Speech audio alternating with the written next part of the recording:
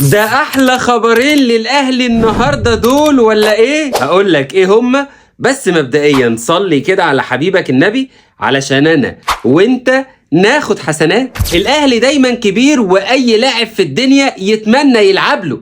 هتقول لي بقى ليه؟ هقول لك اصل محمد بن رمضان حط العقده في المنشار للنادي المجري وبلغهم برغبته في التوقيع للنادي الاهلي مقابل التنازل عن جميع مستحقاته المتاخره. واحد يقول لي طب لو النادي المجري ده زمزق وركب دماغه، هقول لك ساعتها هيجي في شهر يناير، بس النادي المجري ده هيطلع من المولد بلا حمص. ليه؟ لان ساعتها محمد بن رمضان هيبقى فري. علشان كده ما قدامهمش اي حل غير ان هم يوافقوا على مطالب النادي الاهلي الماليه لاتمام صفقه بن رمضان. اما بقى لعبنا الحراق احمد سيد زيزو، واللي دايما بتسالني هيتأيد امتى في قائمه النادي الاهلي، هقول لك ده متوقف على ميعاد نهائي كاس مصر بين الزمالك وبيراميدز اللي بنسبة كبيرة جدا هيتأجل ليوم 6/6 بسبب ارتباط بيراميدز بدوري ابطال افريقيا. وبما ان الاهلي مفتوح للقيد بصفة استثنائية لحد 10/6،